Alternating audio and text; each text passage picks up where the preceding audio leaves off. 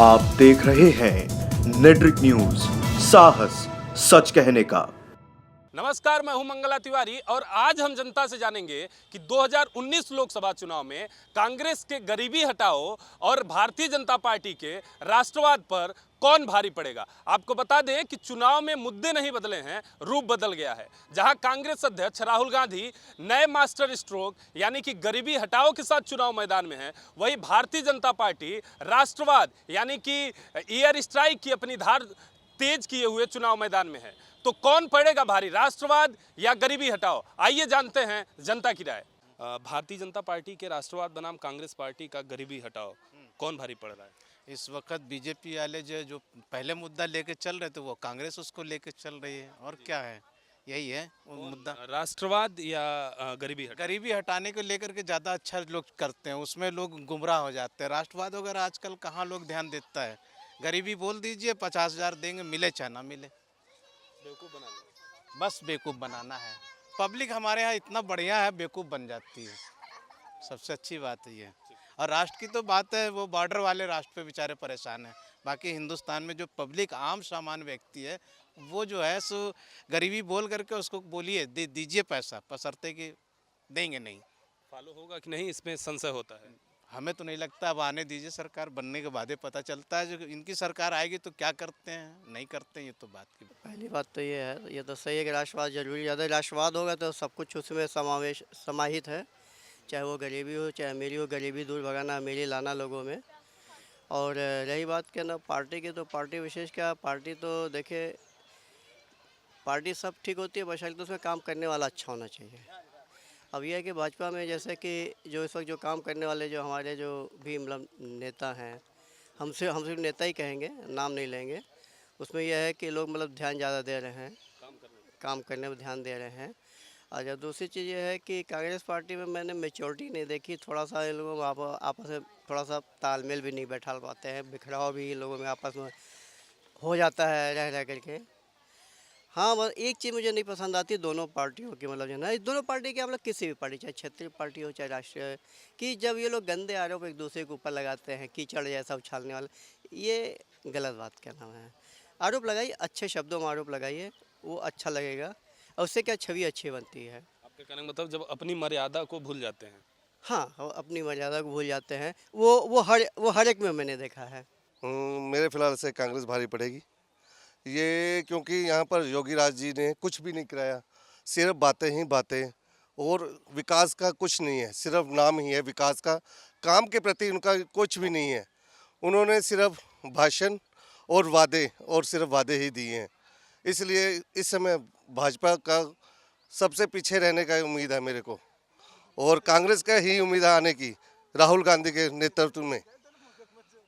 और कहने का मतलब है गरीबी हटाओ नारा जो कांग्रेस ने दिया है, ये भारी पड़ेगा राष्ट्रवाद पे। जरूर भारी पड़ेगा, जरूर भारी पड़ेगा। जो उन्होंने किया है, राहुल गांधी ने जो बयान दिया है, ये जरूर भारी पड़ेगा बीजेपी के ऊपर, राष्ट्रवाद के ऊपर जरूर भारी पड़ेगा। भारी तो देखी जाए तो इसमें ना वैसे कांग्रेस भारी पड़ेगी बीजेपी में। और अकॉर्डिंग टू सिचुएशन देखे, अभी तक जितने भी ना काम आए, मोदी जी ने जो भी काम करे बस उन्होंने कहा है, और उन्होंने ऐसे कुछ यंग लोगों के लिए भी कुछ ऐसा कुछ किया नहीं है। और जितनी उम्मीद है वैसे जीतेगी, तो वैसे बीजेपी और कांग्रेस भी भारी पड़ सकती है कई सीटों के राज्यों में। मेरे ख्याल से तो गरीबी हटानी चाहिए पहले, फिर उसके बाद ही मेरा तो विचार है मोदी जी आए और मोदी जी प्रधानमंत्री बने। देखिए, जहाँ तक राष्ट्रवाद और गरीबी की बात है, तो सबसे पहले हम भारतीय, और हमारे लिए सबसे पहले राष्ट्र आता है। और अगर कोई भी पार्टी XYZ, चाहे वो कांग्रेस हो चाहे वो भाजपा हो, जो पहले राष्ट्रवाद की बात करेगी, हम उसके साथ हैं। तो क्यों लगता है आपको कि गरीबी हटाओ फेल होगा? गरीबी हटाओ फेल नहीं होगा। गरीबी आप पिछले 5 सालों में देखेंगे तो कहीं ना कहीं ऐसी योजनाएं भाजपा की तरफ से ऐसी चल रही हैं जो मोदी जी ने चलाई हैं, जिससे कहीं ना कहीं गरीबी उन्मूलन का कार्य ज़रूर हुआ है। चाहे वो गैस कनेक्शन की हो, चाहे बिजली कनेक्शन की हो, जनधन योजना है, तो कहीं ना कहीं गरीबी का उन्मूलन तो शुरुआत हो चुकी है मोदी जी के। लेकिन इसका कोई इम्पैक्ट मेरे ख्याल से कांग्रेस की इस गरीबी हटाओ योजना से कुछ पड़ने वाला नहीं है। जनता समझदार है और जनता को पता है कि आगे आने वाले चुनाव में उसको क्या करना है? इसमें जो है भारतीय जनता पार्टी का जो है ये मुद्दा है राष्ट्रवाद, ये भारी पड़ेगा क्योंकि अब की बार नरेंद्र मोदी जी को ही पीएम बनने के रूप में, पीएम के रूप में जनता देखना चाहती है। क्या लगता है आपको कि कांग्रेस पार्टी का जो गरीबी हटाओ प्लान आया है ये क्यों आपको लग रहा है कि ये कमज़ोर पड़ जाएगा? ये कमज़ोर इसलिए पड़ जाएगा क्योंकि अब 175 रुपये मनरेगा प्रतिदिन के हिसाब से है, तो ये हमारा अगर मंथली जोड़ा जाए तो समथिंग 5,000-5,500 के करीब बैठता है, तो कोई गरीब रहेगा ही नहीं, तो गरीबी हटाएंगे किसके कारण? और आजकल बेरोजगारी भी ख़त्म हो रही है और ये कमज़ोर पड़ेगा मामला, इतना कहाँ से गरीबी हटा पाएंगे? जी, मैं ये कहना चाहता हूँ कि कांग्रेस कैसे गरीबी हटा पाएगी। इतनी वर्ष तक उसकी सरकार चली, उसकी शासन सत्ता में अभी तक गरीबी नहीं हटा पाई। मोदी तो अभी 5 ही साल के लिए बना है, इतनी जल्दी वो कैसे, और फिर भी मोदी बहुत कुछ कर रहा है। गरीबी हटाओ तो सन 41 से ऐसे जो है बोले जा रहे हैं, लेकिन होता कुछ नहीं। गरीबी तो हटी नहीं, गरीब हट गए हैं। और राष्ट्रवाद तो प्रूफ है, अभी सर्जिकल स्ट्राइक हुई, एयर स्ट्राइक हुई, उससे साफ दिखता है।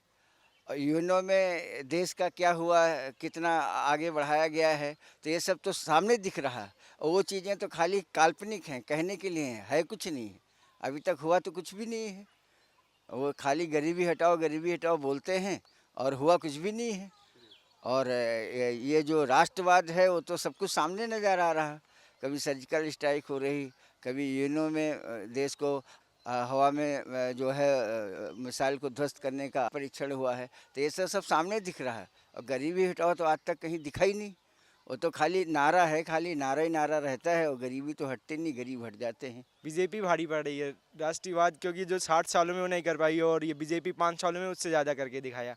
और बहुत सी चीज़ें हैं, कांग्रेस ने काफ़ी घोटाले किए, कोलगेट घोटाला, ये 2G घोटाला, जो अदर घोटाले किए, और 60 सालों से कुछ भी नहीं किया। बीजेपी के आते ही काफ़ी बहुत ही अच्छा प्रोग्रेस हुआ, GST लगी, नोटबंदी हुई, काफ़ी भी अच्छे पॉइंट मिले। और बच्चों के लिए, हाई स्कूल इंटर वालों के लिए पेपर जो नकल होती थी, नकल की सुविधाएँ बंद करा दी गई। तो then be better off BJP party, I am support of BJP party. I think राष्ट्रवाद इज बेटर। क्यों लगता है आपको राष्ट्रवाद बेटर है? बिकॉज बीजेपी ने तो बहुत अच्छी चीज़ें की हैं कांग्रेस की अपेक्षा। As per example GST, other देखो, अभी आपने देखा होगा GST की वजह से आपने कुंभ मेला में जितना भी खर्चा आया, GST जैसे टैक्स हुआ है, उसी के उस हिसाब से सारी चीज़ हो गई। सुरक्षा अभियान है, काफ़ी अच्छा प्रोग्रेस कर रही है बीजेपी, काफ़ी अच्छे काम कर रही है। और बीजेपी ने काफ़ी अच्छा ये काम किया कि जो अपने देश का जो कूड़ा करकट रोड पे पड़ा रहता था, स्वच्छ भारत अभियान शुरू किया, वो बहुत ही अच्छा रहा। तो then be better off BJP. इस समय तो बीजेपी भारी पड़ेगी, और मुद्दा यही कि हम लोग है ना सपोर्ट भी मोदी जी को ही करना चाहते हैं। राष्ट्रवाद यूँ भारी पड़ रहा है कि मोदी जी हर चीज़ में ना हम लोगों को आगे रखते हैं, चाहे एक नहीं, चाहे कोई भी चीज़ें हो। हाँ, और अभी भी है ना उरी में हुआ, उसका भी बदला लिया उन्होंने। कांग्रेस वाले एक ही मुद्दा लेके बैठ रहे कि उन्होंने कहाँ पे ना सर्जिकल स्ट्राइक करी और कहाँ पे नहीं करी, वो ये ढूंढ रहे हैं। अब के लोग, अगर मोदी जी स्ट्राइक करे तो प्लेन पे उनको बांध के लेके जाना पड़ेगा कांग्रेस वालों को, तो पता चलेगा कि कहाँ पे स्ट्राइक करी और कहाँ पे नहीं करी। गरीबी हटाओ भारी पड़ेगा। क्यों आपको ऐसा लगता है कि राष्ट्रवाद कमज़ोर फीका पड़ रहा है? फीका इसलिए पड़ रहा है कि देखिए, कभी कभी ऐसा होता है कि अपने ही घर में लड़ाई हम कर रहे हैं। हम दूसरे की ज़मीन पर लड़ाई नहीं कर रहे हैं, हम अपनी ज़मीन पर के लिए अपने घर में लड़ाई कर रहे हैं। ये कोई बात तो ही नहीं होना चाहिए ऐसा। सबसे ज़रूरी चीज़ है गरीबी हटाइए, सारे लोग समृद्ध हो जाएंगे, तो उसके बाद से राष्ट्रवाद इतना कमज़ोर थोड़ा है हमारा। राष्ट्रवाद तो इससे मजबूत है। मोदी जी गाने से राष्ट्रवाद हमारा न मजबूत है न कमज़ोर है, तो कोई बात नहीं है उसमें। बड़े लोगों को छोटी बात नहीं बोलनी चाहिए और छोटे लोगों को बहुत बड़ी बात भी नहीं बोलनी चाहिए। इस चीज़ की कमी है बीजेपी में। बहुत बड़े लोग हैं जो बहुत निम्न स्तर की बात करते हैं। यह सोचने पर, समझने पर तकलीफ़ होती है। आपको बड़ा पद दे दिया गया तो आप बड़े पद की अपने गरिमा के अनुसार, अपने पद के अनुसार आप बात करिए, ये आपको अच्छा लगता है।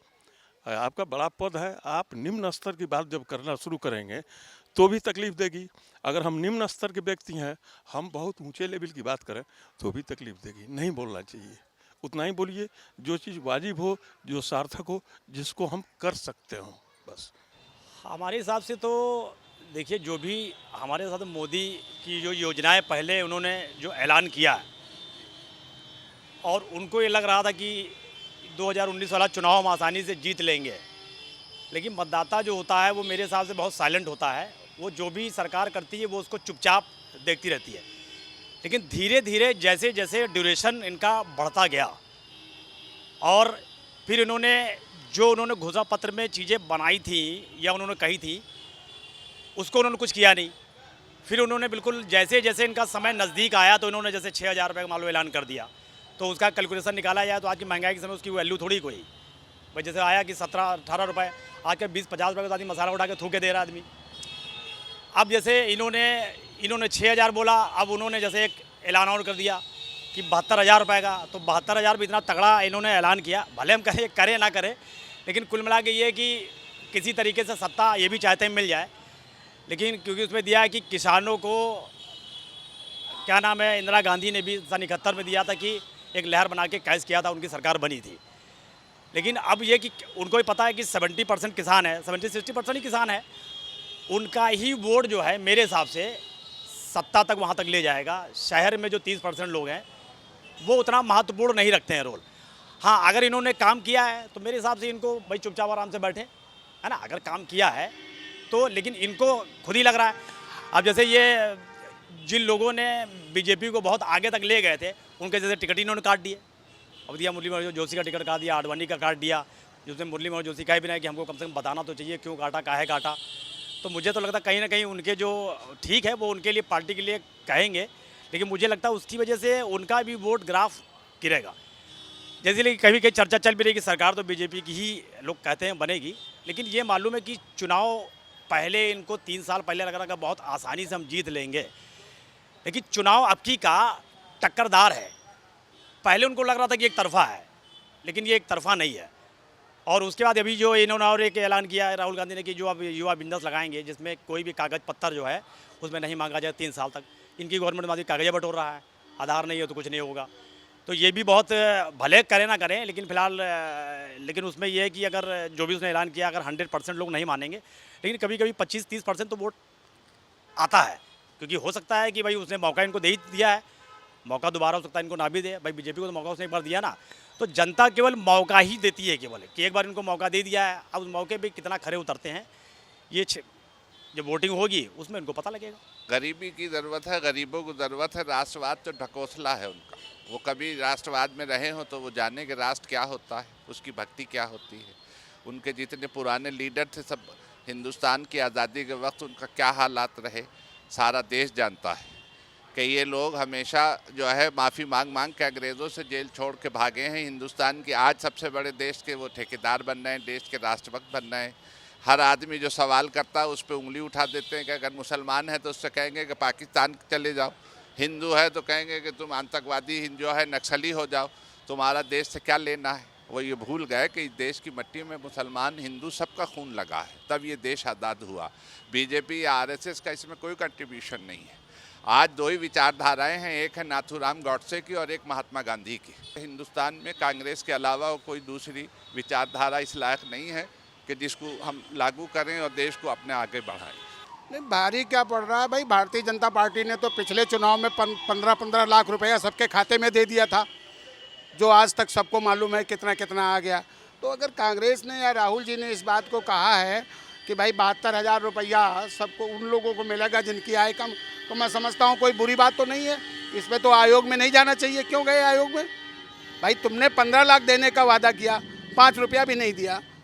उन्होंने तीनों प्रदेशों में जब हम जीते हैं, मध्य प्रदेश में जीते हैं, छत्तीसगढ़ में जीते हैं, राजस्थान में जीते हैं, हर जगह जो हमने कहा था चुनाव जिस दिन हमारी सरकार का गठन हुआ तीनों जगह, उस दिन तक का सारा ऋण जो है लोगों का माफ़ कर दिया गया। मतलब ये था कि यहाँ तो हुआ कि 31 मार्च तक का होगा, जिनका 31 मार्च तक पड़ा था आज तक उनका लोगों को नहीं माफ़ हुआ। तो भारी कौन पड़ रहा है ये तो समय बताएगा। भारी का तो जाहिर सी बात है कांग्रेस को हर हालत में विजय श्री प्राप्त होगी, कांग्रेस आएगी, कोई रोक नहीं पाएगा। और निश्चित तौर पे कांग्रेस भारी नहीं 100% भारी पड़ेगी। क्या रहा है राष्ट्रवाद बनाम गरीबी हटाओ, कौन भारी पड़ रहा है? मैं समझता हूँ गरीबी हटाओ, क्योंकि सबसे बड़ा मुद्दा आज है बेरोज़गारी।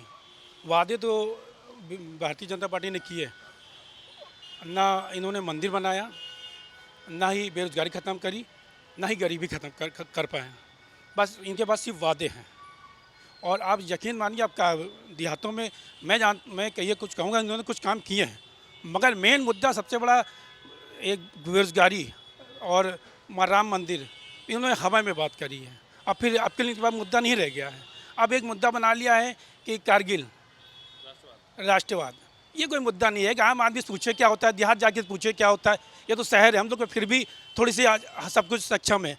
अभी देहात में इंटरव्यू लीजिए तो सब पता चल जाएगा क्या है सच्चाई, क्या होना चाहिए। एक किसान खेती करता है, उस खून बचाता है मई जून में, वो पसीना बहाता है, उससे पूछे क्या होता है राष्ट्रवाद। राष्ट्रवाद एक अपनी जगह है, एक गरीबी एक अपनी जगह है। मैं चाहता हूँ कि सबसे पहले बेरोजगारी खत्म करें और किसानों को सबसे बड़ी चीज़ है देश की, सबसे बड़े एक तो आर्मी हमारी है, दूसरे नंबर पे आते हैं किसान। इनके लिए जितनी अच्छी सुविधा दे सके हम तो यही चाहेंगे इनको दो। इसके बाद आती है बेरोजगारी, और उसके बाद आती है गरीबी, ये भी ख़त्म करना पड़ेगा।